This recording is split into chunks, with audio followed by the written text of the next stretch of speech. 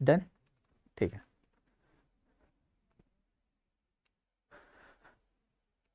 Hello guys, welcome to study I Q.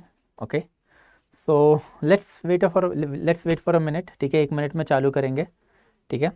And meanwhile if you want to have access to this PPT as well as handwritten material, अब तो common है, you can get it on my Telegram channel, okay, CSA with Sainil Nagare. So you can just download the content from there and thereafter we'll start in a minute. Let other people also join in, ठीक है। 1 minute में चालू कर लेंगे, ठीक है। Yes, done है, ठीक है। ओके, सो ठीक है। मीनवाइल अगर कोई डाउट रहेगा पहले वाले लेक्चर में से, then that you can ask me, ठीक है। Good evening to you all, ठीक है। अगर पहले वाले लेक्चर्स में से कुछ डाउट है तो तब तक पूछ लेना, अदरवाइज विल स्टार्ट, ठीक है। So will start with the stone age, early Harappan man from today onwards, ठीक है। तो एक्चुअल में प्री हिस्ट्री चालू हो जाएगी आज से, यस, ठीक है। 1 मिनट में चालू करते हैं, just give me a minute, ठीक है। Let all the people also join in and meanwhile, ठीक है। अगर if you want to have access to this PPT और जो मेरा क्रक्स मटेरियल है, 2 फॉर्मेट में हमारा कंटेंट आता है, राइट, तो that you will get it at CSA with साइनिल नागरी टेलीग्राम ग्रुप पे, आपको वो मिल जाएगा। ओके, गुड इवनिंग यार, गुड इवनिंग, जय हिंद, ठीक है। तो विल स्टार्ट। अगर कोई डाउट है प्रीवियस लेक्चर में से, देन लेट मी नो, ठीक है। Yes, any doubt guides? चलो गुड। थोड़ा सा लैग आ रहा है, ओके, तो मतलब मैं जब आपको बता रहा हूँ तो आप तक वो आने के लिए एक 30 से 40 सेकंड का एक लैग होता है। So that's why I am giving a minute, कि अगर कोई डाउट रहेगा then you can just type it, I will definitely address it, ठीक है। Yes, okay.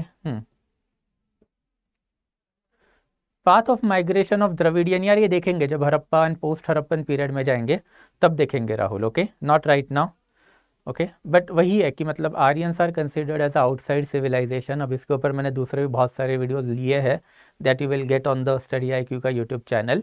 And on the other hand, जब आर्यन इन्वेजन चालू हुआ तो इंडिजीनियस पीपल्स जो थे दोज आर कंसिडर्ड कि वो साउथर्न एरिया की तरफ माइग्रेट हो गए। So that is basically the rough path of the migration, ठीक है।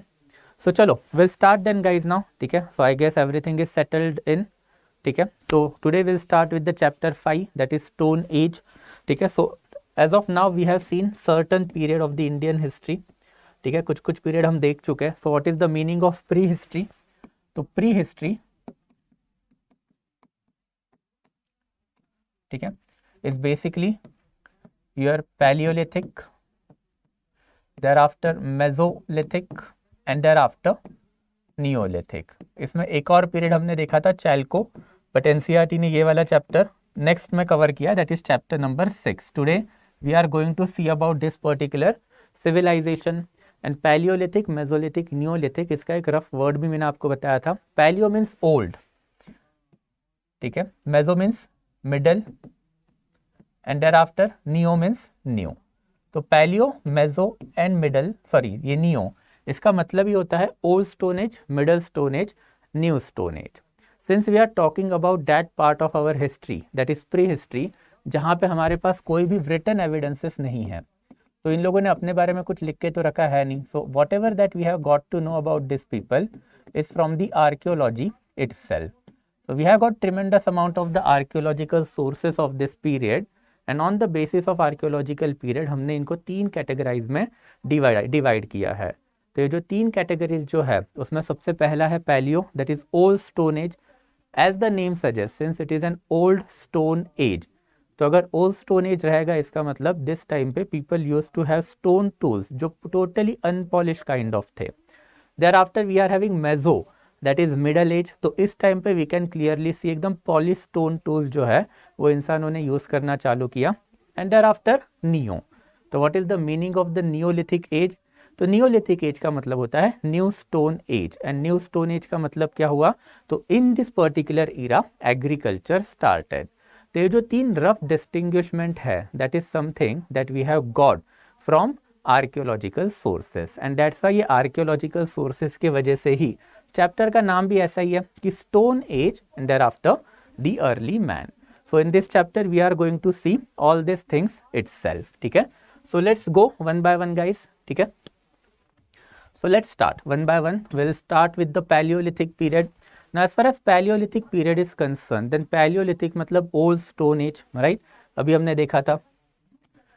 तो Old Stone Age अगर मैं बोलूँ, Paleo means old, Lithic मतलब stone, and thereafter age. तो Old Stone Age अगर होगा तो this is a time period जहाँ पे humanity ने अपना existence जो है वो चालू किया है. So NCERT has given us certain factual data regarding it. Then NCERT is saying कि अर्थ कितना साल पुराना है, 4 बिलियन ईयर्स ओल्ड है, that is 4,000 million years also. But इसमें जो ह्यूमन एग्जिस्टेंस है that started only after 20 lakh years henceforth. मतलब आज से 20 लाख साल पहले ह्यूमन एग्जिस्टेंस है वो चालू हुआ था. एंड दैट पर्टिकुलर पीरियड जो है उसका आप बोलोगे Pleistocene. And thereafter 10,000 years ago हमारा होलोसीन चालू हुआ है. तो प्लेइस्टोसीन जो है okay that is basically ice age also. And Holocene जो है that is basically warm climate वाला पीरियड ऑल्सो. तो जब कोल्ड क्लाइमेट था तब ह्यूमैनिटी इतनी प्रोग्रेस नहीं कर पाई. एंड जब वार्म क्लाइमेट हुआ दैट इज होलोसीन जब चालू हुआ तब जाके ह्यूमैनिटी ने प्रोग्रेस करना चालू किया. एंड जो पूरा palaeolithic, mesolithic and neolithic age वाला जो पंगा है या फिर पीरियड है that is basically roughly distributed in between this period itself. So it is just a factual data, nothing as such. And thereafter NCERT is also telling us कि भाई ये वाले जो sites है हम लोगों को रिवर के अक्रॉस मिले हैं पूरे इंडिया में. तो सर्टन रिवराइन साइट्स हम लोगों को मिले हैं. तो पैलियोलिथिक एज के जो साइट्स है वो हम लोगों को कहाँ पे मिले हैं, तो रिवर वैलीज के अराउंड ही हम लोगों को मिले हैं. एंड thereafter फिर सर्टन स्टोन टूल्स की इन्होंने बात की है. So these are the kind of the stone tools that we have got from this people. Now obviously आप सोचिए पैलियोलिथिक पीरियड है राइट. तो पैलियोलिथिक पीरियड में ह्यूमन जो होंगे, इंसान जो होगा उसका सबसे प्राइमरी कंसर्न क्या होगा, then food right. Human was animalistic in nature back then. तो अभी भी अगर आप एनिमल देखोगे तो वो तो कोई बिजनेस करते नहीं है राइट. तो उनका डेली बेसिस का एक ही काम होता है, अदर एनिमल को हंट करो और अपना पेट भरो. So these people were also hunters and food gatherer, and in that capacity they were required to kill other animal to feed themselves. अभी अगर आपको दूसरे एनिमल को मारना है देन आपको कोई ना कोई तो वेपन्स तो लगेंगे. तो इनके पास कौन से वेपन थे, ऑब्वियसली बंदूक, तोप, एयरप्लेन, ऐसे वेपन तो इनके पास थे नहीं. तो इनके पास कौन से थे, the earliest weapon that humanity use, this are the stone tools. And since it is a palaeolithic age मतलब ओल्ड स्टोन एज, तो इनके जो स्टोन टूल्स जो थे वो भी एकदम नेचुरलिस्टिक इन नेचर थे. अगर आपने इन स्टोन टूल्स को देखा तो कोई पॉलिश वॉलिश नहीं है, नेचुरल स्टोन जैसे ही मिलते हैं वैसे ही ये यूज़ करके एनिमल को हंट करते थे. And thereafter they use to eat this particular animal. तो ये जो पैलियोलिथिक टूल जो है वो इंडिया में हम लोगों को Kurnool district Andhra Pradesh and thereafter Chota Nagpur plateau Uttar Pradesh Bihar वाला एरिया वहाँ से कुछ कुछ मिले हैं. And thereafter Belan valley in Uttar Pradesh यहाँ पे भी हम लोगों को मिले हैं. सो रफली यू कैन क्लियरली सी ये वाले जो एरिया है Godavari river and thereafter Ganga river, तो इसी के आजू बाजू में ये टूल्स जो है वो हम लोगों को मिले हैं. Now as far as UPSC is concern ये साइट्स के नाम बिल्कुल इंपॉर्टेंट नहीं है, this is just for your information. And thereafter palaeolithic culture जो है ओके वो पर्टिकुलर कल्चर जो है वो इंडिया में बेसिकली 3 पीरियड में डिवाइड किया जाता है. तो जो 3 पीरियड जो है दैट इज रफली early Palaeolithic period, thereafter फिर middle Palaeolithic period and thereafter फिर new that is latest Palaeolithic period. तो अब ये 3 जो पीरियड है वो देखेंगे रफली वन बाय वन. तो सबसे पहले जो अर्ली पैलियोलिथिक पीरियड है, तो ये अर्ली पैलियोलिथिक पीरियड में हम लोगों को टोटली एक्चुअल में जैसे स्टोन टूल्स जो होते हैं वैसे ही टोन्स टूल इन्होंने यूज़ किए हैं, ऐसे एविडेंसेस हम लोगों को मिले हैं.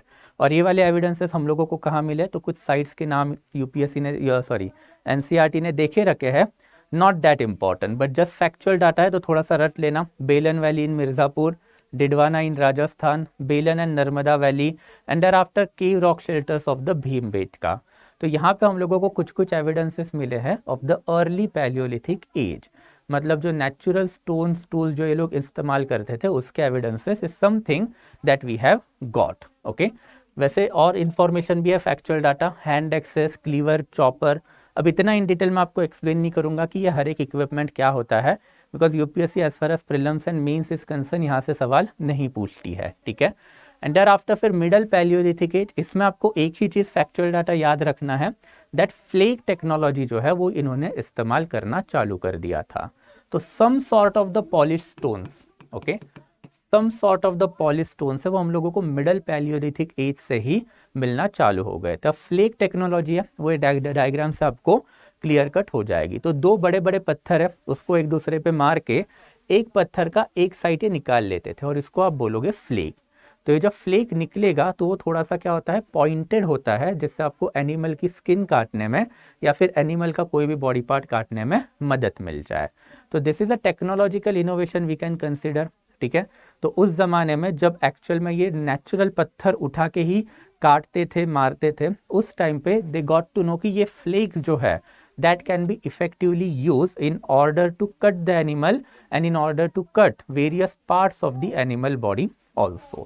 तो ये जो फ्लेक टेक्नोलॉजी है उसके एविडेंसेस हम लोगों को मिले हैं from the Narmada, and that signifies कि जो पैलियोलिथिक ह्यूमंस है वो धीरे धीरे करके ह्यूमैनिटी में आगे बढ़ने लग गए। तो एक ज़माने में नेचुरल स्टोन टूल्स इस्तेमाल होता था, एंड देयर आफ्टर अब जब अगला फेज जब आने की बात हुई तो स्टोन टूल्स ही थे, बट उसमें ये लोगों ने फ्लेक टेक्नोलॉजी है वो इस्तेमाल करना चालू किया। एंड देयर आफ्टर फिर अपर पैलियोलिथिक एज। तो अपर पैलियोलिथिक एज में ऐसा क्या सिग्निफिकेंस है, तो अपर पैलियोलिथिक में सबसे इंपॉर्टेंट है केव्स एंड रॉक शेल्टर। तो ह्यूमंस के for the first time evidence मिले हैं कम्युनिटी लाइफस्टाइल के, जहाँ पे ह्यूमंस जो है वो कम्युनिटी में कोई ना कोई तो केव्स या फिर रॉक शेल्टर के अंदर रहने लग गए। तो गुफाओं में रहने के जो एविडेंसेस है वो इस पर्टिकुलर पीरियड में चालू हुआ, और इंडिया में one of the earliest caves जहाँ पे ह्यूमंस रहते थे that is basically Bhimbetka itself, ठीक है। अभी जस्ट नाम लिया था मैंने, ठीक है। तो भीमबेटका में one of the earliest evidences of the human settlement हम लोगों को मिले हैं, and this is quite important because animals जो है, ओके, वो एनिमल्स कभी भी है यूजुअली झुंड बना के रहने में यकीन नहीं रखते, okay. They obviously they have the group, but group में कोई community lifestyle as such animal में आपको नहीं मिलती। उनके ग्रुप जो है वो सिर्फ हंटिंग पर्पस के लिए बनाए जाते हैं। यहाँ पे we have got elaborate evidence कि ह्यूमैनिटी ने इतना इवोल्यूशन तो कर लिया था कि community lifestyle is something that started in the palaeolithic age, and NCERT is giving us that information only कि जो 3 फेसेस है पैलियोलिथिक एज के, उसमें पहले तो हम लोगों ने हंटिंग चालू की।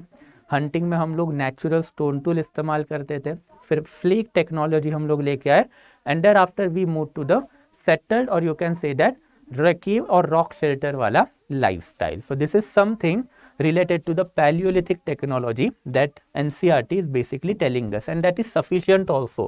इसके अलावा और कुछ ज़्यादा करने की ज़रूरत है नहीं। तो what is Paleolithic age? Again in nutshell, old stone as. अब ये स्टोन एज क्यों बोला जाता है इसको, क्योंकि इनके बारे में हमको जो इन्फॉर्मेशन आई है वो इनके स्टोन टूल्स से ही आई है। तो कौन से स्टोन टूल्स ये इस्तेमाल करते थे, तो सबसे पहले अनपॉलिश स्टोन टूल्स और naturalistic stone tools which were later on converted into flake technology, and thereafter they also developed a community lifestyle whereby they started to live in the certain rock shelters across the country। one of the earliest rock shelter जो है वो भीमबेटका भी है, मध्य प्रदेश वाला, okay. तो that is something related to the Paleolithic age, okay। so अगर कोई doubt रहेगा अभी, ओके, Paleolithic age में, then you can let me know, I'll give you a minute। अगर Paleolithic age में अगर आपको कोई भी डाउट रहेगा then you can definitely let me know, ठीक है। yes, okay, so good evening to you all। Pre, proto and early history का डिफरेंस हम लोगों ने पहले वाले लेक्चर में ही देखा है, ओके। तो simple, I will not dwell on it again, ठीक है। I am an engineer by profession, ठीक है। So thereafter before Jesus Christ Vikram Samvat, yes, okay. वो कैलेंडर्स बाद में देखेंगे जब उस ईरा में जाएंगे तब, ठीक है। यस, हाँ, नहीं यार ये ऑक्सफोर्ड वाला नहीं है, मैंने आपको ये पहले भी फंडा समझाया था। ये जो एनसीईआरटी उसके बेसिकली 3 वर्जन है, ठीक है। तो ये 1970 से लेके 2002 तक, ओके, एक एनसीईआरटी चल रहा था आर.एस. शर्मा का, जो सबसे पहला वाला वर्जन है इसका। फिर 2002 में इन्होंने बुक बदला अपना, एंड देयर आफ्टर 2002 में 1 साल के लिए इन्होंने एक नया आर.एस. शर्मा लाया था, एंड 2002 के बाद इन्होंने आर.एस. शर्मा एनसीईआरटी ने ड्रॉप कर लिया। तो जो 2002 वाला एडिशन है that is something that I am taking because वो एनसीईआरटी का लास्ट एडिशन है, एंड देयर आफ्टर फिर आर एस शर्मा जी को थोड़ा सा अच्छा नहीं लगा कि एनसीईआरटी ने बुक बंद कर दिया, तो आर एस शर्मा ने 2006 में ऑक्सफोर्ड पब्लिकेशन के साथ एक और एंशिएंट इंडिया निकाला, which is nothing but N updated version of the 2002 का एनसीईआरटी। तो ये वाला जो बुक है दिस इज प्रिसाइजली बेसिकली 2002 वाला एनसीईआरटी। तो अगर आपके पास इसके पहले वाला वर्जन रहेगा या फिर ऑक्सफोर्ड पब्लिकेशन वाला भी एनसीईआरटी रहेगा, then it is absolutely fine. 3 या 4 चैप्टर ही बस आगे पीछे ऊपर नीचे किए हैं आर एस शर्मा ने, एज कोई ज़्यादा इसमें चेंजेस नहीं है। तो यू कैन यूज़ दिस, और जो चैप्टर इसमें आपके बुक में आपको नहीं मिल रहे तो पैनिक होने की कोई ज़रूरत नहीं है। You can take it from my slide और from my material which I am providing to you, ठीक है, simple, okay. Next one is, ठीक है, अप्रॉक्सीमेटली सेम, बहुत डीपली पढ़ना है तो डिहंजा, ठीक है। केव्स में तो बुद्ध लोग, भाई केव्स में बुद्ध लोग तो तब रहेंगे जब बुद्धिस्ट रिलीजन बना, इंडिया में बुद्धिस्ट रिलीजन बना 6th सेंचुरी BC ऑनवर्ड, तो 6th सेंचुरी BC में जाएंगे तब देखेंगे, अब तो बहुत ही पहले वाली बातें चल रही है, राइट, ओके, ठीक है। नेम्स इंपॉर्टेंट नहीं है, like who is the father of, ना ना ना, बिल्कुल भी कुछ इंपॉर्टेंट नहीं है, okay, nothing like that is important at all, so don't worry, ठीक है। तो father of the prehistoric archaeology और something like that, that is for history optional student, वो उनके लिए छोड़ दो, यूपीएससी पर्पज के लिए ऐसे सवाल आपको बिल्कुल नहीं आएंगे, डोंट वरी, ठीक है, हाँ, सिंपल, आई थिंक दैट, हाँ, ओके, सिंपल। इसका एक टाइम पीरियड याद रखना होता है, हाँ यस, टाइम पीरियड थोड़ा सा याद रखना पड़ेगा, आई टेल यू, धीरे धीरे जैसे आगे जाएंगे लेक्चर में आपको थोड़ा सा इन डिटेल और मैं बताऊंगा, डोंट वरी अबाउट इट, ठीक है। तो will move forward now, Mesolithic as. Now Mesolithic as जो है that is quite famous, because Mesolithic age में नाउ नेक्स्ट स्टेज आया, एंड मेसोलिथिक एज जो है वो 2 चीज़ों के लिए फेमस है, और why we consider it as a separate age, तो उसके 2 रीजन्स है। सबसे पहला वाला जो रीज़न है that is microlith itself, okay, तो माइक्रोलिथ मतलब एकदम स्मॉल पॉलिश स्टोन टूल्स होते हैं, उसको आप माइक्रोलिथ बोलोगे। तो यहाँ पे यू कैन क्लियरली सी एक फिंगर के ऊपर जो है 3 सेपरेट माइक्रोलिथ, मतलब माइक्रोलिथ, माइक्रो मतलब एकदम स्मॉल, लिथ मतलब स्टोन, तो छोटे स्टोन के ब्लेड्स हम लोगों को मिलते हैं। तो मतलब फ्लेक टेक्नोलॉजी जो पैलियोलिथिक लोगों ने डेवलप की थी, अब उसका भी नेक्स्ट वर्जन अभी हमारे पास है, दैट इज माइक्रोलिथ।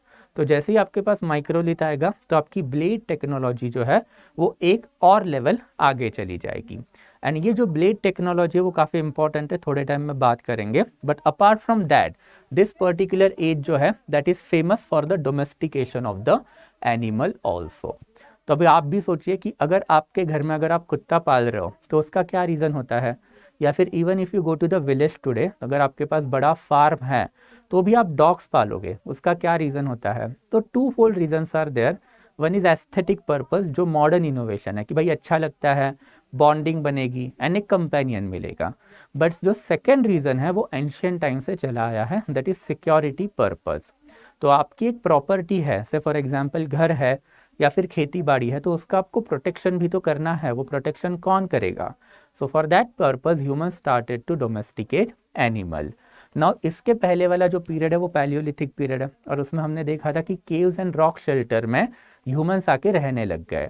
तो अब केव एंड रॉक शेल्टर में अगर ह्यूमंस आके रहने लग गए तो एक जगह पे अगर आप रह रहे हो तो आपको सिक्योरिटी भी तो चाहिए, तो that's why domestication of the animal also started.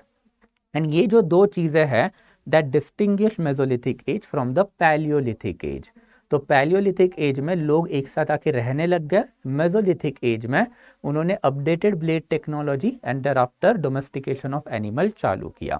And ये जो डोमेस्टिकेशन ऑफ एनिमल है एंड अपडेटेड ब्लेड टेक्नोलॉजी मतलब माइक्रोलिथ जो है वो काफ़ी इंपॉर्टेंट है, because on this foundation later on आपका नियोलिथिक एज आया जिसमें आपका एग्रीकल्चर डेवलप हुआ। तो एग्रीकल्चर अगर आपको करना है या फिर खेती बाड़ी करनी है तो आपको पता है आज के टाइम पे भी तो सबसे इम्पॉर्टेंट है आपका ब्लेड टेक्नोलॉजी। आपको खेती में पहले हल चलाना पड़ेगा, उसके लिए आपको शॉर्प पॉइंटेड ब्लेड लगेंगे। देयर आफ्टर जो आपका क्रॉप आएगा या फिर जो भी आपका अनाज आएगा तो उसको निकालने के लिए भी आपको ब्लेड टेक्नोलॉजी लगती है, different type of the blades आपको लगते हैं। And thereafter domestication of the animal आपको सिक्योरिटी भी प्रोवाइड करेगा। तो मतलब दिस पर्टिकुलर फेसेस जो है स्टोन एज के ये इवोल्यूशनरी इन नेचर है। सबसे पहले पैलियोलिथिक एज जिसमें हम लोगों ने natural stone tools and thereafter community life सीखी। देयर आफ्टर मेसोलिथिक एज जिसमें हम लोग आगे वाले स्टेज में बढ़े, मतलब क्या हुआ, हम लोगों ने ब्लेड टेक्नोलॉजी इंप्रूव की and domestication of the animal चालू किया, and on the basis of the Mesolithic वाला फाउंडेशन अल्टीमेटली नियोलिथिक एज जिसमें आपका एग्रीकल्चर डेवलप हुआ वो आया. And this is a rough evolution that archaeological evidences of contemporary period of time is telling us. तो इसके भी कुछ कुछ साइट्स हम लोगों को दिए हैं. Earliest evidence of domestication of the animal जो है वो हम लोगों को कहाँ से मिला है, तो बागोर ऑफ राजस्थान एंड आदमगढ़ इन मध्य प्रदेश. तो यहाँ पे हम लोगों को डोमेस्टिकेटेड एनिमल्स के बोन मिले हैं. अगर आप पूछना चाहोगे कि सबसे पहला हम लोगों ने कौन सा एनिमल डोमेस्टिकेट किया है, तो that is basically dog. Because हम लोगों को मैक्सिमम बोन्स जो है वो डोमेस्टिकेटेड एनिमल्स में डॉग्स के ही मिले हैं. And obviously dog means security, right. इसको आज भी सिक्योरिटी पर्पस के लिए ह्यूमंस जो है यूज कर रहे हैं. So that is basically the earliest domesticated animal. And this is something that sums up related to the Mesolithic age. इसको मिडल स्टोन एज इसीलिए बोला जाता है बिकॉज ये old and new stone age के बीच में आता है जहाँ पे सर्टन सिग्निफिकेंट डेवलपमेंट हुई है सोसाइटी में. And what are those certain significant development? Then ये दो, that is microlith and thereafter domestication of the animal. Okay, and thereafter this is just for your academic purpose. NCERT में ये सारे जो instrument है ये इन्होंने मेंशन करके रखे हैं, तो उसका बस मैंने आपको फोटो लाया है. तो ए से लेके जे जो है दैट इज बेसिकली ट्रेपीज. तो ये वाला जो शेप है ये ट्रेपीज वाला शेप है. ओके, ये दोनों. देयर आफ्टर हमारे पास ल्यूनेट भी है that is KNL. Thereafter we have got point also that is MNOP. Thereafter फिर Q जो है that is triangle. And thereafter फिर लास्ट वन है ये different type of the blades. तो ये बेसिकली माइक्रोलिथ टूल्स है. Different tool जो है वो डिफरेंट पर्पस के लिए यूज किया जाता है. ओके, तो हर एक टूल का अपना पर्पस है. ऑप्शनल के लिए है, यहाँ पे मैं इतना इन डिटेल नहीं बताऊंगा तो इसको छोड़ देंगे. बट जस्ट रिमेंबर, ठीक है, कि अगर आपको इन डिटेल जानना है कि ये सब क्या होता है तो ये different type of the tools होते हैं जिसका डिफरेंट इस्तेमाल जो है वो किया जाता है. ठीक है, तो this is something that is related to the Mesolithic. And Mesolithic के बाद NCERT is giving us information about the prehistoric art. तो अभी हम लोगों को आर्कियोलॉजिकल एविडेंसेस में ये स्टोन टूल्स तो मिले. तो स्टोन टूल से हम लोगों को पता चला कि मेसोलिथ में माइक्रोलिथ आया था एंड उसके पहले जो पैलियोलिथिक एज जो था उसमें ये फ्लेक टेक्नोलॉजी आई थी. बट जब ये पैलियोलिथिक एज में केव्स में रहने लग गए दैट इज भीमबेटका में, तो ये लोगों ने पेंटिंग करना भी चालू की. एंड पेंटिंग करने के वजह से अल्टीमेटली इन लोगों ने रॉक आर्ट जो है वो डेवलप किया. और इसी को आप right now in the contemporary period बोलोगे प्री हिस्टोरिक रॉक आर्ट. तो what is the meaning of this pre historic rock art? तो प्री हिस्टोरिक पीरियड मतलब कौन सा? ये तो कन्फर्म है जब इंसानों को लिखना पढ़ना नहीं आता था. That is Palaeolithic, mesolithic, Neolithic and Chalcolithic. और इसमें आपको यही याद रखना है कि जितने भी प्री हिस्टोरिक रॉक आर्ट हमारे पास है वो by and large Palaeolithic age से चालू हुए हैं. एंड उसके बाद हम लोगों को वही सेटलमेंट में thereafter Mesolithic, Neolithic and Chalcolithic के भी एविडेंसेस मिले हैं. तो जो प्री हिस्टोरिक रॉक आर्ट है हम लोगों को कहाँ कहाँ पे मिली है? तो भीमबेटका में मिली है, आदमगढ़ में मिली है, पंचमढ़ी में मिली है एंड देयर आफ्टर झारखंड वाले बहुत सारे रीजन में हम लोगों को मिली है. मतलब बेसिकली गंगा यमुना डोब जो है उसी के अराउंड हम लोगों को ये सारे एविडेंसेस मिले हैं.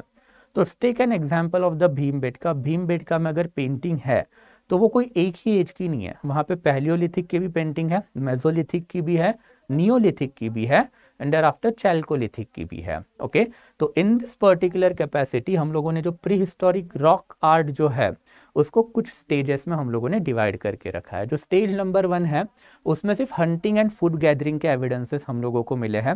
स्टेज 2 में हम लोगों को कुछ हंटिंग एंड डांसिंग के सीन्स भी मिले हैं. मतलब इट सिग्निफाइज कि ये ओल्ड स्टोन एज है दैट इज पैलियोलिथिक वाला है. और यहाँ पे जब हम लोगों को डांसिंग सीन मिलना चालू किया मतलब कम्युनिटी लाइफस्टाइल डेवलप होना चालू हो गई.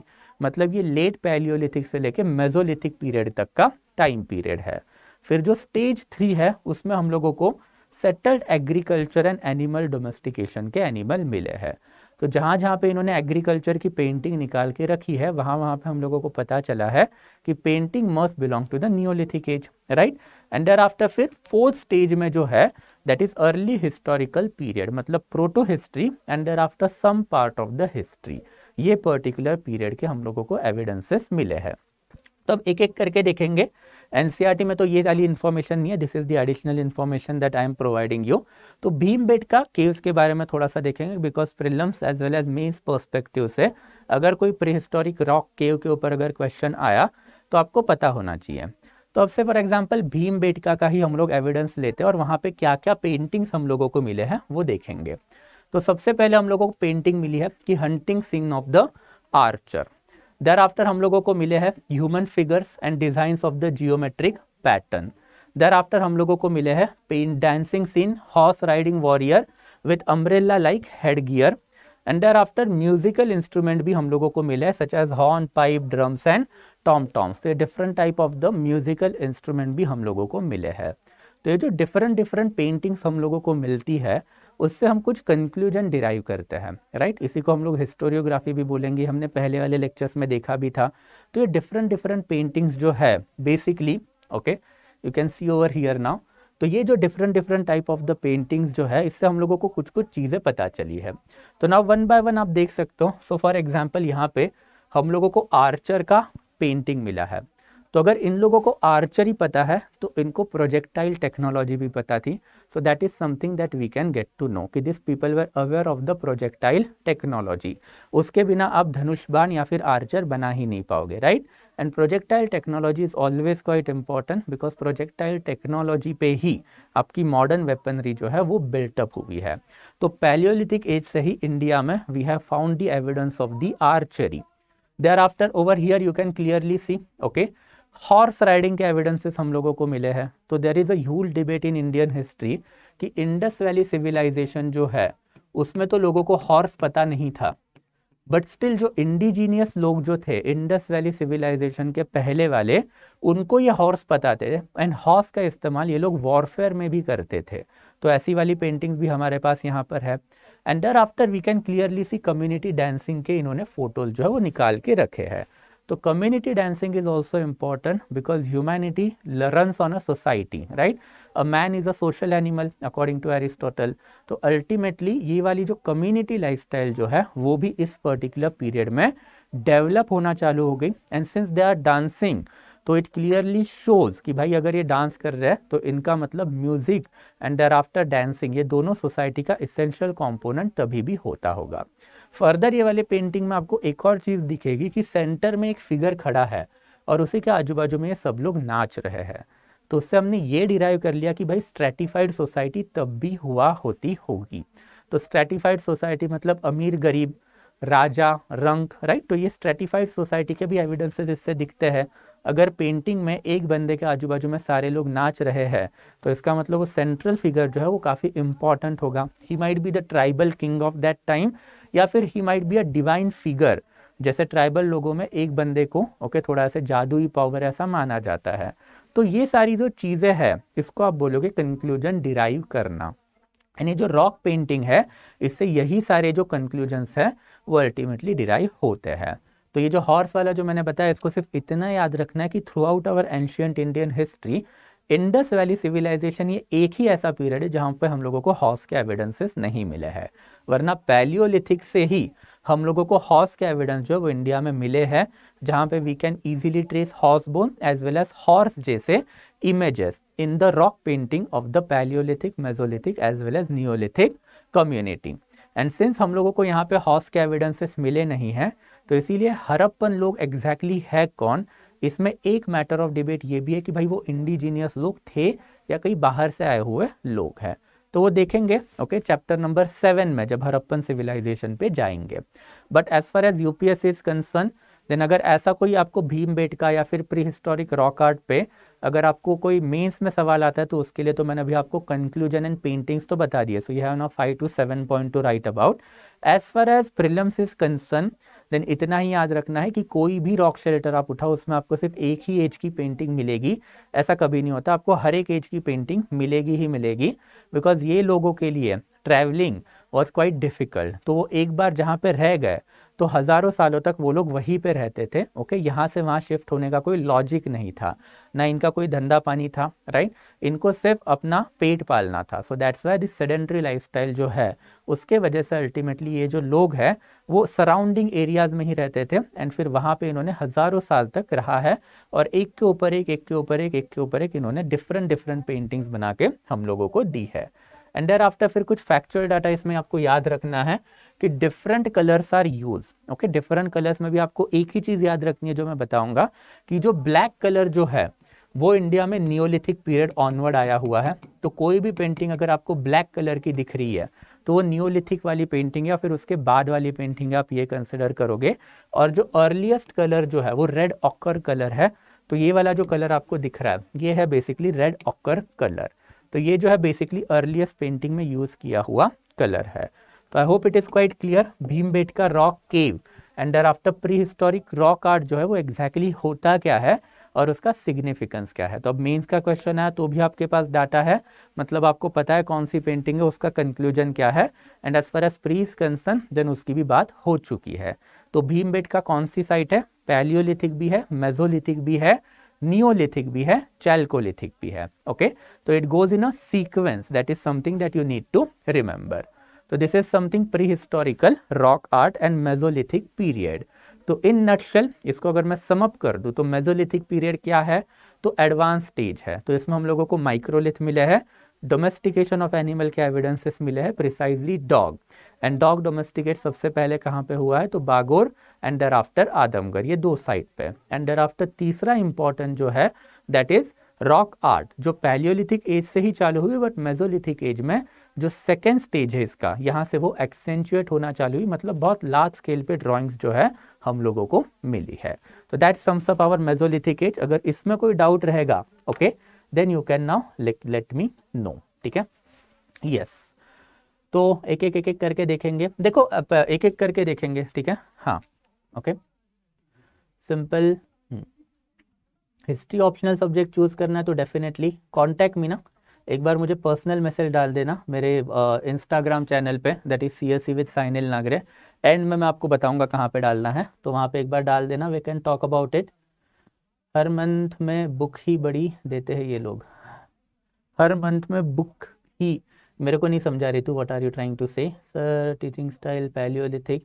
देखो ये जो चीज़ है ना इसका एंड फेस आप नहीं निकाल पाओगे, राइट, बिकॉज यू कैन सी इन्होंने कुछ आर्कियोलॉजिकल एविडेंसेस हमारे पास छोड़े हैं, एंड देयर आफ्टर इससे हम लोग ना कुछ कुछ चीज़ें डिराइव कर रहे हैं। तो एक रफ पीरियड हमारे पास अवेलेबल है, जो रफ पीरियड मैंने आपको एंड में सम अप करके दिया है। ओके, तो एंड में जाएंगे तब देखेंगे, अभी के लिए थोड़ा सा वेट कर लेना, ठीक है।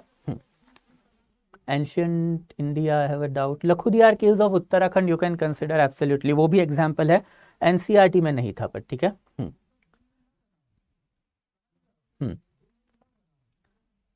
यस, एस्थेटिकली देखो इसके ऊपर विवेक यादव हिस्ट्री ऑप्शनल के क्वेश्चन जो उसके लिए मैं अलग से सेशन लेने वाला हूँ फॉर योर इन्फॉर्मेशन। कल शाम को 7 बजे जो है वो मैं हिस्ट्री ऑप्शनल की आंसर राइटिंग लेने वाला हूँ। कल का अपना ये वाला जो सेशन है आई एम प्रीपोनिंग इट टू 5:30। तो ये जो क्वेश्चन है उसको हिस्ट्री ऑप्शनल पर्सपेक्टिव से कैसे टैकल करना है वो देखेंगे। But you only thing aesthetic sense है, तो कौन सा एस्थेटिक सेंस है, हंटिंग मतलब community lifestyle is an aesthetic sense, ये एनिमल के पास होता नहीं है, तो ह्यूमन का एस्थेटिक सेंस है ये। आज भी आप पार्टी करने जाते हो तो you are a community person. फिर उसके बाद में हम लोगों को क्या मिला है, तो हम लोगों को मिला है म्यूजिक, हम लोगों को मिला है पेंटिंग, देयर आफ्टर हम लोगों को क्या मिला है, डांसिंग, राइट। तो ये सारा क्या है, एस्थेटिक सेंस है of the particular period of time का, गॉट इट। तो ये जो एस्थेटिक सेंस है उस वो सारी चीज़ों के ऊपर आपको बेसिकली ये पर्टिकुलर आंसर में लिखना है, ठीक है। शान, ये सुरकोतड़ा वाला मैंने बहुत पहले बार भी आपको बोला था, ठीक है। तो सुरकोतड़ा में एक ही जगह पे हम लोगों को हाउस बोन मिला है। अब आप सोचिए कि हड़प्पन सिविलाइजेशन जो मॉडर्न डे पाकिस्तान से लेके अप्रॉक्सीमेटली गंगा वैली मतलब नॉर्थ इंडिया में फैला हुआ है, उसमें एक ही साइड पे अगर आपको हड़प्पा का बोन मिला तो आप ये बोलोगे क्या कि भाई पूरे के पूरे सिविलाइजेशन को हॉर्स पता है। अगर हॉर्स पता है तो भाई जैसे दूसरे एनिमल के बोन्स हमको सब जगह पे मिले हैं, वैसे ही सुरकोतड़ा में जो मिला है वो सब जगह मिलना चाहिए था, हमें नहीं मिला है। So that is why we consider कि वो हॉर्स बोन जो है वो इंडस वैली सिविलाइजेशन के कोलैप्स होने के बाद वहाँ पे आया होगा। तो जो earlier branch of Aryan invasion जब इंडिया में हुआ था तो उनके साथ आया हुआ बोन हम लोग कंसिडर करते हैं। तो आप एक ही जगह पे पॉइंट आउट करके ये नहीं बोल सकते कि देखो सर वो जो है मतलब सबको उस चीज़ के बारे में पता है, नो। ओके, वो टुवर्ड्स द एंड या फिर कोलैप्स ऑफ द सिविलाइजेशन के बाद में आया हुआ बोन है, और उसमें भी हम लोगों को हर मतलब जो हॉर्स है उसका एक ही बोन मिला है, ऐसा भी नहीं पूरा कंकाल मिला है, उसके सिर्फ लेग का एक पीस मिला है, दैट्स इट। तो उससे हम ये नहीं बोलेंगे पूरे सिविलाइजेशन को हॉर्स पता था। Okay, simple. I hope it is clear. ठीक है, नाउ रिमेंबर साइड्स। ठीक है, देखो अगर आपको कोई भी एनिमल डोमेस्टिकेशन का एनिमल चाहिए तो नंबर ऑफ बोन्स मैटर। ठीक है, तो जैसे हम लोग जो नॉर्मल हिरन मार के खाते थे for example, there after elephant मार के खाते थे, उसके भी एविडेंसेस है। तो इसके जो बोन्स जो होते हैं, ओके, उसके ऊपर हम लोगों को कट के निशान मिले हैं ना। हम लोगों को डॉग के जो बोन्स मिले उसके ऊपर कोई कट का निशान नहीं है, मतलब हम लोगों ने डॉग को मारा नहीं है, राइट। वरना उसका गला काटोगे, पेट काटोगे तो उसको बोन आपको रप्चर करना पड़ेगा, तोड़ना पड़ेगा। तो हम लोगों को डॉग के बहुत सारे बोन्स मिले हैं जिसके ऊपर हम लोगों को कोई भी कट का एविडेंस नहीं मिला है। और इसके बाद वाला जो पीरियड है नियोलिथिक में, उसमें हमने देखा है कि हम लोगों को ऐसे ग्रेव्स मिले हैं जहाँ पे इंसान के साथ डॉग बरीड है। तो इंसान के साथ डॉग बरीड है मतलब उसका कोई तो गहरा रिश्ता है। तो ऑब्वियसली हमने यही कंसिडर किया है कि डॉग के अर्लियर एविडेंसेस मेसोलिथिक एज में आए हैं, एंड डॉग के बोन्स के ऊपर कोई कट का निशान भी नहीं है, मतलब वो डॉग को हम लोगों ने पाला है। दैट्स व्हाई ह्यूमन सोसाइटी के बीच में हम लोगों को वो बोन्स मिले हैं, एंड लेटर पीरियड में हम लोगों को तो डॉग एंड ह्यूमन बरियल मिला है टुगेदर।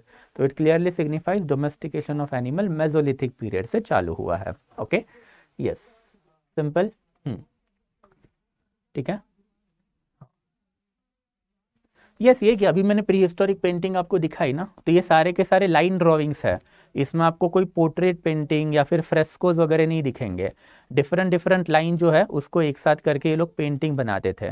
अगर आपने यहाँ पे भी देखा तो सिर्फ एक इंसान के नाम पे, if you can clearly see it, ठीक है, तो इंसानों के नाम पे ये लोगों ने क्या किया, लाइंस ड्रॉ किए, एक गोल सर्कल का एक शेप डाला है, फिर बॉडी के नाम पे एक सीधा लाइन है, हाथ के नाम पे 2 लाइन इन लोगों ने ड्रॉ करके रखी है। बहुत प्लेन एंड सिंपल है, right, simple. So wait, okay, yes, now we have to go to the Mesolithic age. ठीक है, अगर कोई डाउट छूट गया है तो वापस से type it out, okay, but meanwhile I will move forward. ठीक है, तो now let's go to the Neolithic period. Now Neolithic period जो है that is quite significant because यहाँ पे हम लोगों को सबसे पहली पॉटरी मिली है। तो पॉटरी का सिग्निफिकेंस है वो क्या है, तो जैसे आज के टाइम पे अगर आपको पॉटरी मिल रही है तो उसका सिग्निफिकेंस है पानी। आज हम लोग पॉटरी जो यूज़ करते हैं वो पानी के लिए यूज़ करते हैं, and you can find India में आज भी मेजॉरिटी ऑफ द घरों में आपको मटका मिलेगा, दैट इज पॉटरी मिलेगी। तो अगर से फॉर एग्जांपल ह्यूमैनिटी कोलैप्स हो गई इंक्लूडिंग इंडिया, और हज़ारों सालों बाद अगर किसी ने एक्सकैवेट करके इंडिया के बारे में ढूंढ के निकाला, तो इंडिया के हर एक घर में आपको पॉटरी तो मिलेगी। अमीर लोगों के घर में लग्जोरियस पॉटरी मिलेगी, गरीब लोगों के घर में पानी पीने की पॉटरी मिलेगी। लग्जोरियस पॉटरी जो उसके ऊपर नक्शी काम होगा वो हाईली पॉलिश होगी। गरीबों के घर में जो पॉटरी है वो रेड कलर की या फिर ब्लैक कलर की मिलेगी, पानी पीने के लिए मिलेगी, और वो स्टर्डी होगी, मतलब टिकाऊ टाइप ऑफ पॉटरी होगी। तो मतलब क्या हुआ इसका, आज भी अगर सिविलाइजेशन कोलैप्स हो जाता है तो देयर आर सर्टेन एविडेंसेस जो हमारी सोसाइटी के बारे में नेक्स्ट जनरेशन को बताएंगे। जैसे अभी के लिए मैंने आपको बताया लग्जोरियस पॉटरी, गरीबों वाली पॉटरी, मतलब स्ट्रेटिफाइड सोसाइटी है। फिर पानी यूज़ करने के लिए पॉटरी यूज़ हो रही है, तो मतलब यूसेज जो है that is water storage, right. वैसे ही लग्जोरियस यूसेज क्या होगा, तो एस्थेटिक पर्पस के लिए बड़े बड़े लग्जोरियस पॉटरी है वो लोग खरीदते हैं।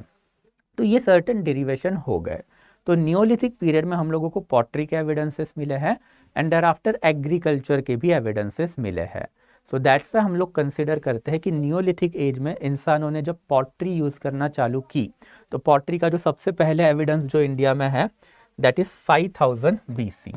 तो 5000 BC ऑनवर्ड नियोलिथिक पीरियड में मतलब ओके पॉटरी यूज़ होना इंडिया में चालू हो गया। तो जब पॉटरी यूज़ होना चालू हुआ तो उसका अर्लीस्ट पर्पस क्या होगा, फिर ऑब्वियसली स्टोरेज।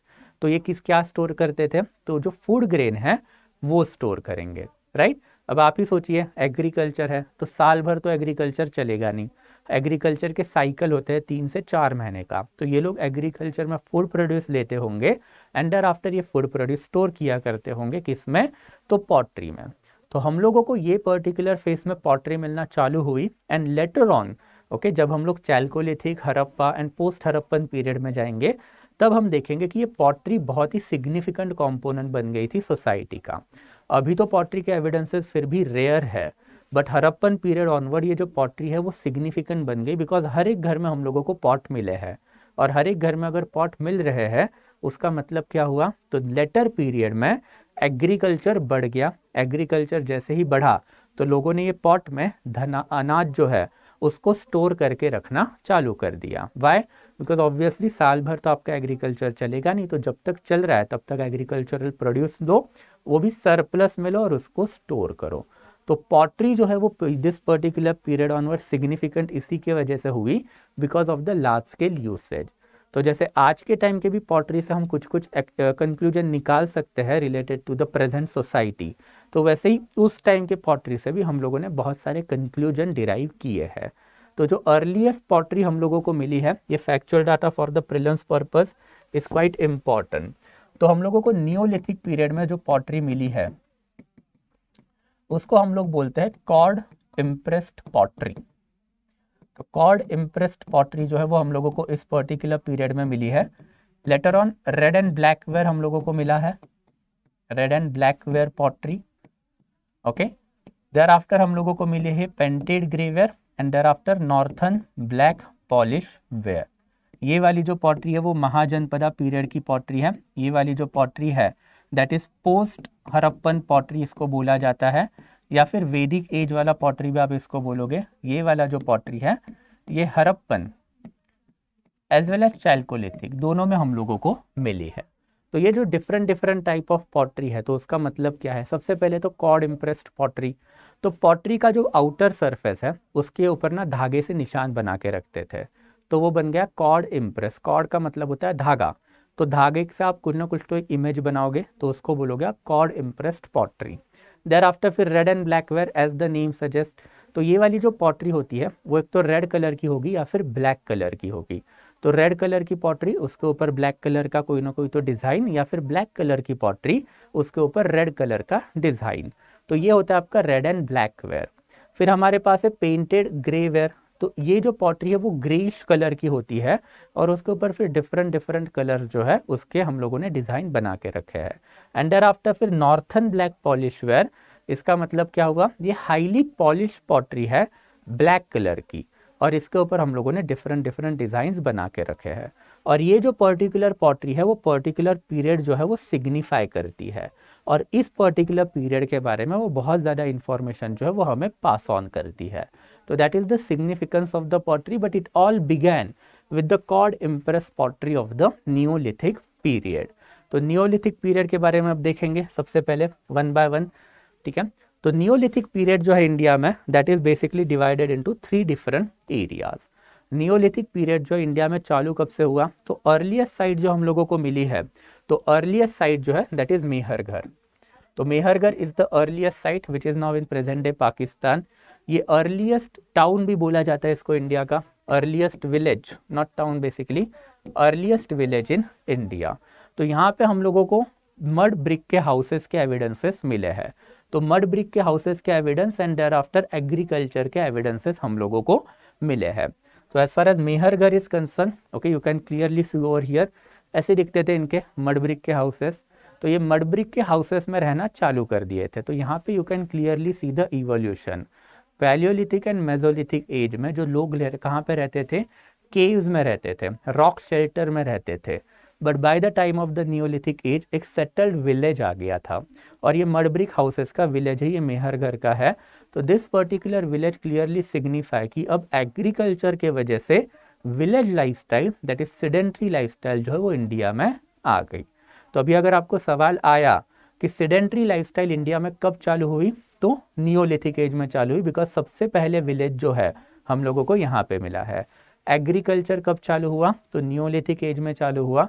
एग्रीकल्चर चालू हुआ इसीलिए तो एक जगह पे रह पाएंगे, अगर एग्रीकल्चर नहीं होता तो हंटर फूड गैदरर ही रहते, एंड इन दैट कैपेसिटी आप पर्टिकुलर एरिया में तभी तक रहोगे जहाँ जब तक आजू बाजू वाले एरिया में एनिमल्स अवेलेबल है। तो जैसे ही एनिमल को पता चला कि ह्यूमंस आ गए हैं तो एनिमल अपना वो एरिया से निकल के दूसरे एरिया में चले जाते थे। तो फूड सोर्सेस खत्म होगा, और फूड सोर्सेस खत्म हुआ तो इंसान वो केव में रह पाएगा क्या, नहीं रह पाएगा, he also have to move. That's a Palaeolithic and Mesolithic age में जो ह्यूमन कम्युनिटी थी, दे वेर वॉन्डरर्स, मतलब एक जगह से दूसरे जगह भटकते थे।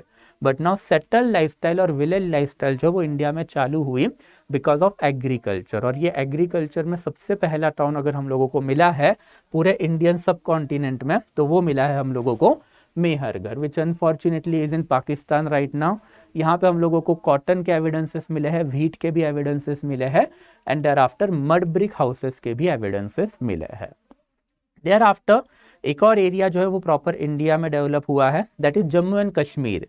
तो जम्मू एंड कश्मीर में हम लोगों को दो साइट मिली है, एक है गुफ कराल एंड दूसरा जो है दैट इज बेसिकली योर बुरज़ाहोम, ठीक है, सॉरी, हाँ। तो बुरज़ाहोम एंड गुफ कराल ये दो साइट है, तो एक एक करके देखेंगे। सबसे पहले तो बुरज़ाहोम।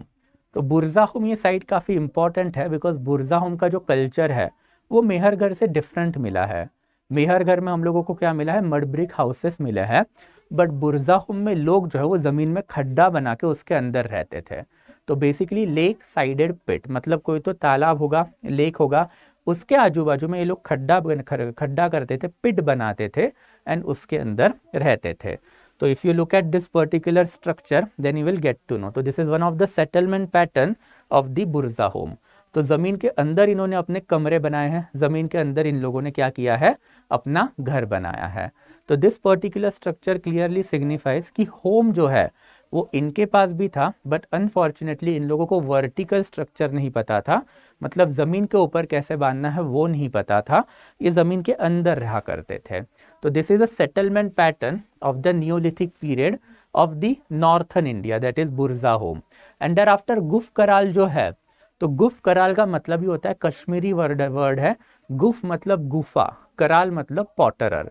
तो पॉटरर्स केव हम लोगों को यहाँ पे मिली है। तो ये जो पॉटरर्स केव है वो 2000 BC के ऑनवर्ड की केव है, और ये पर्टिकुलर केव में हम लोगों को 200 से ज़्यादा डिफरेंट पॉटरी मेकिंग के इंस्टेंसेस या फिर एविडेंसेस जो है वो हम लोगों को मिले हैं। तो ये पर्टिकुलर गुफ कराल ऑल्सो सजेस्ट कि ये गुफ कराल मतलब पॉटर मेकर्स की केव हुआ होती होगी। यहाँ पे किसी ज़माने में कुंभार लोग रहा करते होंगे एंड वो बल्क में पॉटरी प्रोड्यूस किया करते होंगे।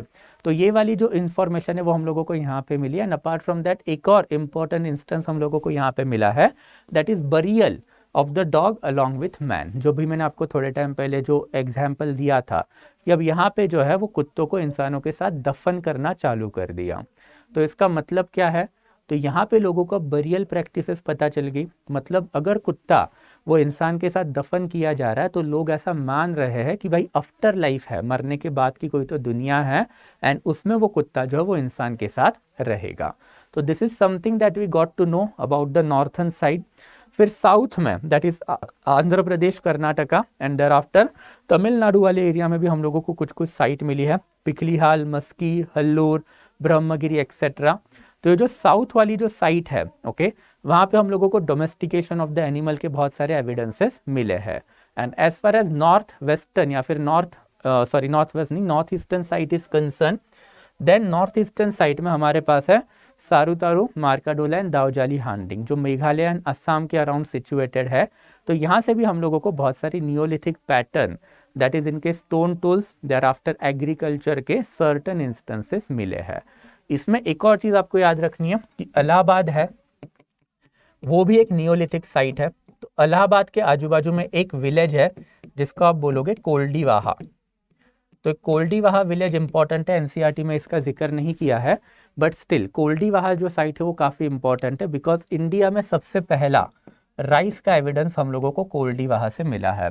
तो कोल्डीवाहा में पॉटरी हम लोगों को मिली है एंड पॉटरी के अंदर हम लोगों को राइस के एविडेंसेस मिले हैं। तो इंडिया में अर्लीस्ट टाइम पे राइस का एविडेंस हम लोगों को कहाँ पे मिला है, तो कोल्डीवाहा में मिला है।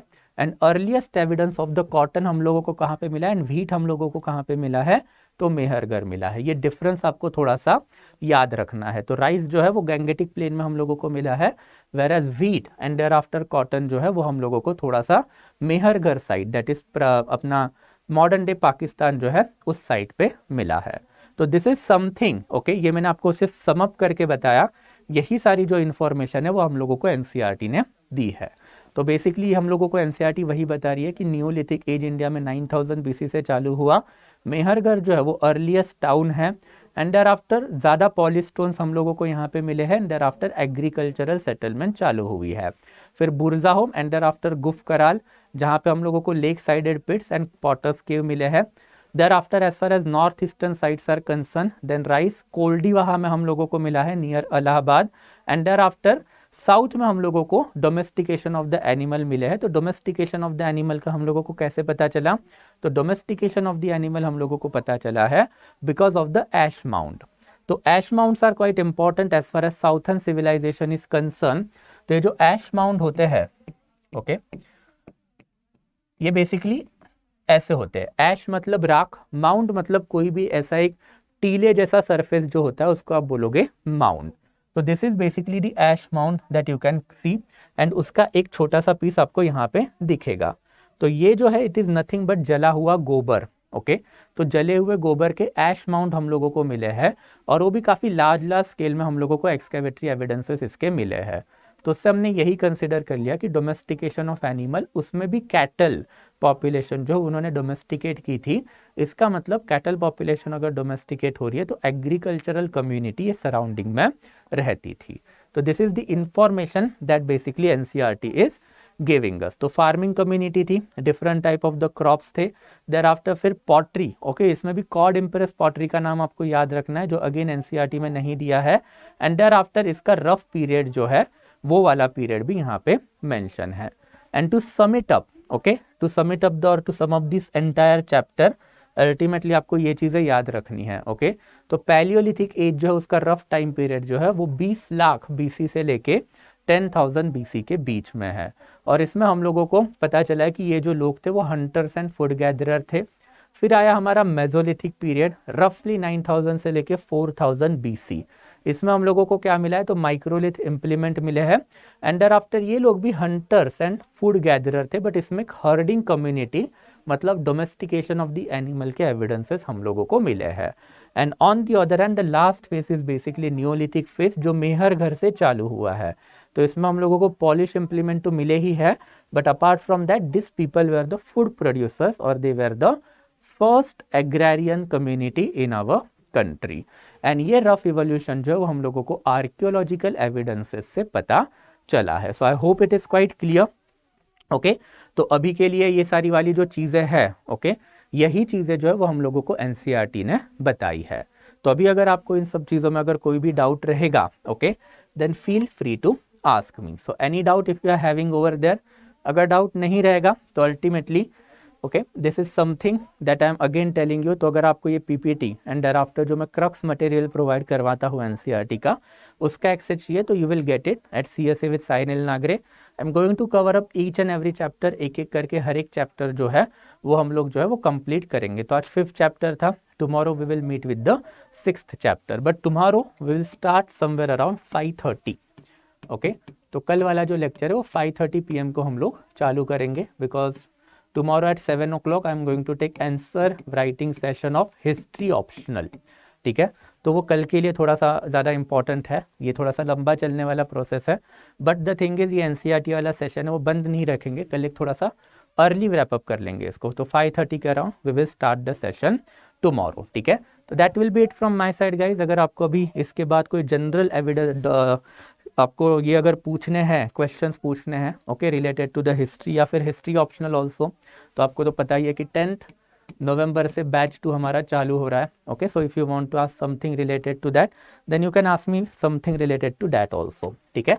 बट अगर और कोई जनरल डाउट अगर रहेंगे तो फिर आप मुझे पूछोगे, ओके, सिंपल 1 by 1, ठीक है। सो सुरकोतड़ा वाला हो गया था।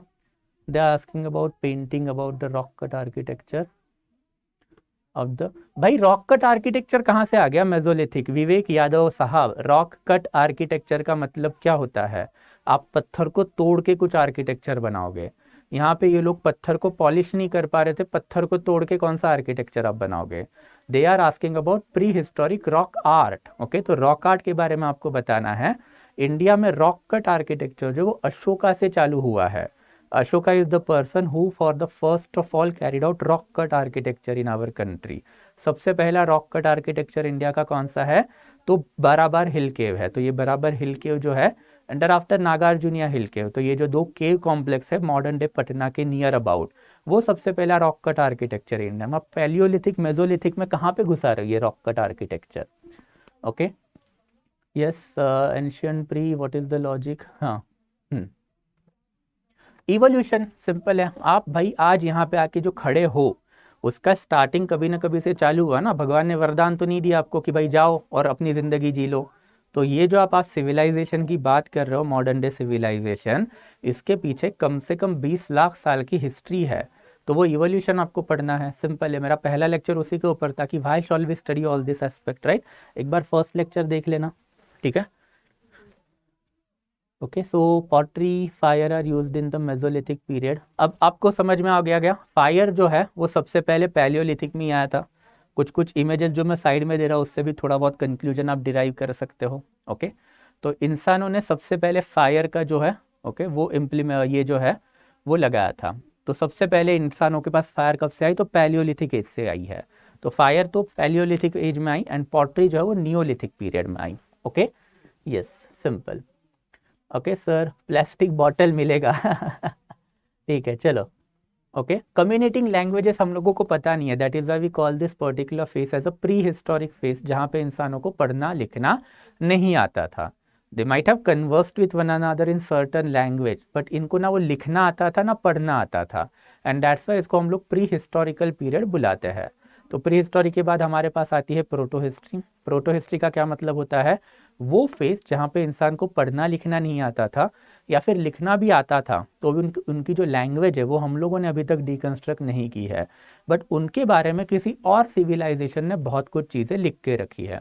जैसे हड़प्पन सिविलाइजेशन इंडिया में, हड़प्पा ने कुछ ना कुछ तो अपने बारे में लिख के रखा है, but we can not read it. हम लोगों को फिर हड़प्पा के बारे में कहाँ से पता चलता है? मेसोपोटामियन रिकॉर्ड से। तो मेसोपोटामिया ने हड़प्पा के बारे में बहुत कुछ चीज़ें लिख के रखी है, दैट्स व्हाई हड़प्पन पीरियड है, ये प्रोटो हिस्ट्री है। एंड देयर आफ्टर फिर वैदिक पीरियड ऑनवर्ड क्या है? हिस्ट्री। तो हिस्ट्री इंडिया की कहाँ से चालू होती है? वैदिक पीरियड ऑनवर्ड, बिकॉज उसमें जो लैंग्वेज यूज है वो हम लोगों को पढ़ना भी आती है, लिखनी भी आती है, and even those people could use it and right it. तो हमारा जो हिस्टोरिकल पीरियड है वो वैदिक पीरियड है। Okay, I hope it is clear. ना, इंडिया को इंडिया बोलना जो चालू है वो किसने किया सबसे पहले? तो इंडिया को इंडिया बोलना चालू किया सबसे पहले ओके आचार्य चाणक्य ने। तो भारतवर्ष का जो कंसेप्ट है वो वैदिक लिटरेचर में हम लोगों को सबसे पहले मिलता है हड़प्पा के बाद, एंड देयर आफ्टर फिर आचार्य चाणक्य ने भारतवर्ष के कंसेप्ट के बारे में इलेबोरेटली लिख के रखा है। वो देखेंगे जब मौर्यंस पे जाएंगे तब। ओके, हड़प्पा जो है वो भी खुद को इंडिया भारत नहीं बुलाया करता था, हड़प्पा खुद को मेलुहा बुलाया करता था। हम उनको हड़प्पन लोग बोलते हैं, बट हड़प्पा का एक्चुअल नाम क्या था? तो मेलुहा था। Okay, yes. Then about thousand staying hunting period, हाँ ठीक है। हाँ, अच्छा ठीक है। तो इसमें अभी आपको सोमा अगर इन डिटेल अगर मैं बताना चाहूँ तो ये कोई एक ही केव में नहीं रहते थे। ओके, इनका रफ स्पैन होता था 50 से 80 किलोमीटर के अराउंड। तो अगर आपने ये जो प्रीहिस्टोरिक आर्ट में मैंने जो आपको ये बताया है, ओके, ये वाले जो केव्स है जो प्रीहिस्टोरिक आर्ट में जो मैंने आपको बताई थी, भीमबेटका, आदमगढ़ एंड पंचमरी, ये 200 किलोमीटर के अराउंड वाली केव्स है। तो ये 200 किलोमीटर के अराउंड में हम लोगों को डिफरेंट डिफरेंट केव कॉम्प्लेक्सेस मिले हैं। तो ये जो डिफरेंट डिफरेंट केव कॉम्प्लेक्स है वही सजेस्ट कर रहे हैं कि ये 200 स्क्वायर किलोमीटर के एरिया में यहाँ वहाँ जाके हज़ारों साल तक ये रह चुके हैं। एंड 200 स्क्वायर किलोमीटर का एरिया तो बहुत ज़्यादा होता है, रफली आप पकड़ के चलिए कि दिल्ली जयपुर तक का पूरा एरिया। तो 200 स्क्वायर किलोमीटर में ये लोग यहाँ वहाँ घूम के अलग अलग सेटलमेंट पैटर्न में रह चुके हैं। जबकि मेहरगढ़ जो है वो एक ही विलेज है, और मेहरगढ़ 7000 BC में भी था सेम विलेज, और हड़प्पा के अराउंड मतलब 2500 से लेके 1500 BC के अराउंड भी मेहरगढ़ का वही विलेज एग्जिस्टेंस में था। So now I hope you know कि एक विलेज एक अलग चीज़ होती है, केव एक अलग चीज़ होती है। आप केव में तब तक ही रहोगे जब तक सराउंडिंग में एनिमल है। जैसे ही एनिमल खत्म हो गया आप वो केव छोड़ के कोई और दूसरे वाली केव में या फिर नियर अबाउट वाले एरिया में जाओगे जहाँ पे अब एनिमल्स मिल रहे हैं। ओके, यस, पिट ड्वेलिंग मैंने आपको बता दिया था, ठीक है। Okay, that time there was no India, no country, ठीक है। मेहरगढ़ जो है वो पाकिस्तान में, मॉडर्न डे पाकिस्तान में है, ठीक है, यस।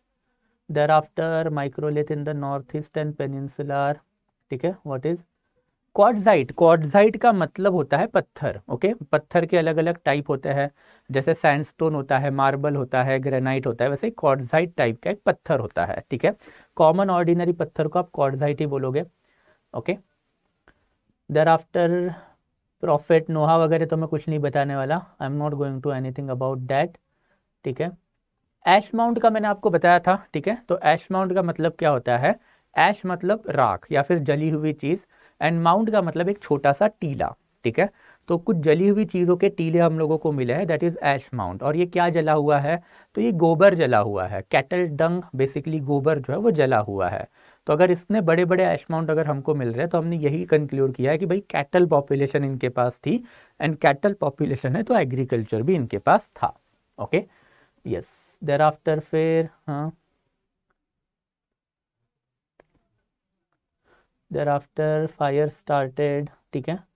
ऑस्ट्रोलोपिथेकस टू होमो सेपियन, अरे यार वो anthropology not history, I am not going to dwell on it, okay. Fire started in upper palaeolithic, okay, हो सकता है, ओके। देयर आफ्टर फिर नेक्स्ट वन जो है इंडिया केम फ्रॉम, ठीक है। फायर का कब पता चला? मैंने अभी बताया आपको फायर का कब पता चला, अब लेक्चर रिपीट करके देख लेना, okay. I am not going to talk about everything again and again, sorry about that, ठीक है। तो I hope it is quite clear, और तो कोई डाउट अभी दिख नहीं रहा है मुझे, तो I guess will stop over here guys, अगर और कोई डाउट है नहीं तो, ठीक है, सिंपल, ठीक है। तो भारतवर्ष का सबसे पहला कंसेप्ट मैंने आपको बताया ना, वैदिक लिटरेचर में लिखा हुआ है, वेदा के पहले there was no such concept as Bharat, ठीक है। First animal tamed by human, अब पहला एनिमल ह्यूमन ने कौन सा टेम किया ये तो हम लोगों को डेफिनेटली नहीं पता, ओके। बट डोमेस्टिकेशन में सबसे पहला डॉग ही आप कंसिडर करोगे, ठीक है। हाँ, मेहरगढ़ मैंने आपको बताया नियोलिथिक पीरियड, ठीक है। तो नियोलिथिक पीरियड में आएगा आपका पूरा का पूरा मेहरगढ़, ये मैंने नियोलिथिक चालू किया, उसके बाद में मैंने आपको मेहरगढ़ बताया, तो कहाँ पे आएगा? नियोलिथिक में आएगा, ठीक है। यस, ठीक है।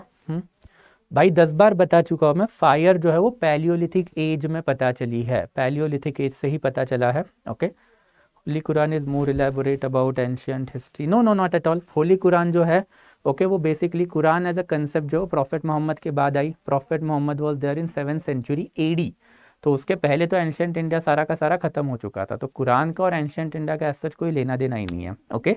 तो not about Quran, okay, simple है। It's about timeline, right, आपको टाइम लाइन भी तो देखनी पड़ेगी कब क्या लिखा गया है, ओके। फूड मतलब एनिमल, ऑब्वियसली क्या खाएंगे दूसरा, ठीक है, okay. I hope it is clear, और कोई है नहीं, no other doubt guys, I hope everything has been taken care of. तो चैप्टर नंबर 5 भी जो है वो हमारा अभी ख़त्म हो चुका है, ठीक है। तो विल स्टॉप देन, ठीक है। I still give you a minute, अगर कोई और डाउट बचा है जो मैंने गलती से छोड़ दिया है तो उसके ऊपर डेफिनेटली, ओके, वापस उसको कमेंट करोगे, ठीक है। जहाँ तक पॉसिबल है मैंने जितने डाउट पॉसिबल है उतने तो लिए हैं, but still I am giving you a minute, जल्दी जल्दी, ठीक है, if you are having any doubt, otherwise will stop, ठीक है, ओके। और कुछ? हाँ, yes, no doubts are coming, तो चलो विल स्टॉप, ठीक है। चलो यार, thank you so much guys, okay. Yes, great session लगा तो एक बार लाइक भी कर लेना सेशन को, ठीक है। चलो, okay, will stop over here then guys, tomorrow 5:30, okay, जहाँ भी मैंने आपको बताया कि टुमारो विल स्टार्ट एट 5:30, थोड़ा अर्ली करूँगा बिकॉज 7 o'clock से I am going to start history optional का answer writing session, okay, simple है, ठीक है। अरे नहीं नहीं भाई, होली कुरान जो है वो big bang and end of universe का कोई उसमें लेना देना नहीं है, वो लेटर ऑन एडिशन है जो प्रॉफिट मोहम्मद के टाइम पे लिखा हुआ कुरान है, ओके, वो टोटली डिफरेंट है, उसके बारे में बात करेंगे once we go into medieval India. Do not have this religious discussion in my class, we are studying about the history and not the religion, right. तो जब हिस्ट्री की बात करेंगे तो थोड़ा रैशनल होके पढ़ेंगे, अगर कोई भी बुक में एक चीज़ लिखी है उसको आप 100% सच मानोगे, बी इट वेदा या फिर बी इट इवन कुरान या फिर बी इट बाइबल, तो वो आपका प्रॉब्लम है, मेरा प्रॉब्लम नहीं है, right. I am here to criticise those aspect because ये जो बुक हज़ारों साल से लिखे हुए बुक है, तो 1000 साल में उसमें कुछ एडिशन हुए हैं, कुछ डिलीशन हुए हैं, and I am gonna tell you everything about them once we reach to that particular era. तो तब तक थोड़ा सा सब्र रखिए, have patience, tolerance is a very good virtue, right. तो तब जाएंगे, तब देखेंगे। Right now I am going to stop with this 5th वाला जो सेशन है या फिर 5th चैप्टर है। And once this things are taken care, मतलब आपको सब अभी डाउट अगर आपके क्लियर है, तो now I am going to stop the session and will meet again tomorrow at 5:30। कल मैं थोड़ा सा जल्दी चालू करूँगा and we'll stop the session over here. Thank you so much guys. Okay, thank you. Okay, I'm going to stop now.